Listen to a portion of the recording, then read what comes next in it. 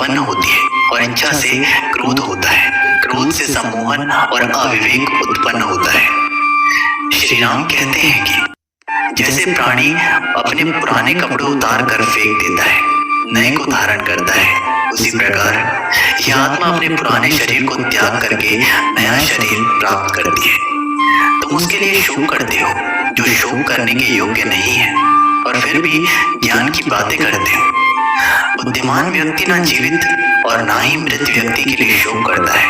मन की गतिविधियों, होश, श्वास और भावनाओं के माध्यम से भगवान की शक्ति सदा तुम्हारे साथ है और लगातार तुम्हें बस एक साधन की तरह प्रयोग कर सभी कार्य करा रही हो।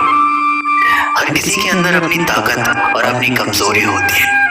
मछली जंगल में नहीं दौड़ सकती और शेर पानी में राजा नहीं बन सकता, इसलिए अहमियत सभी को देनी चाहिए। धर्म युद्ध में कोई भी व्यक्ति निष्पक्ष नहीं कर सकता है। धर्म युद्ध में जो व्यक्ति धर्म के साथ नहीं खड़ा है, इसका मतलब है वह अधर्म का साथ दे रहा है।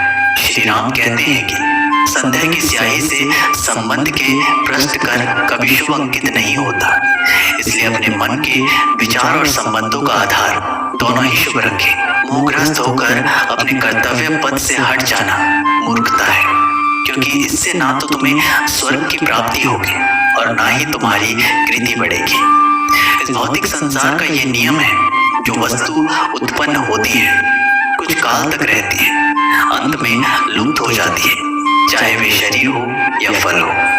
यदि कोई व्यक्ति प्रेम से, भक्ति से पुष्प फल जल में मुझ पर चढ़ा दे तो उसी भाव से उसे स्वीकार करता हूँ। वह मेरा प्रिय भक्त होता है।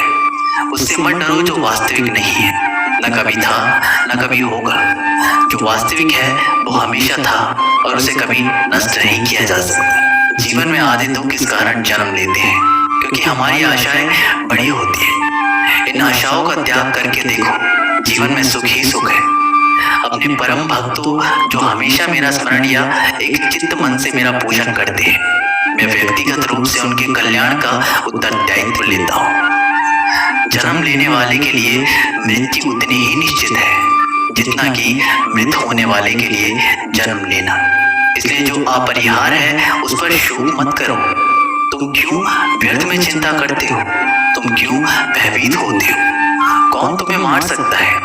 आत्मा ना कभी जन्म लेती है और ना ही इसे कोई मार सकता है। यही जीवन का अंतिम सत्य है। जिसने मन को जीत लिया उसने पहले ही परमात्मा को प्राप्त कर लिया है, क्योंकि उसने शांति प्राप्त कर ली है। ऐसे मनुष्य के लिए सुख दुख, सर्दी गर्मी और मान अपमान एक से है।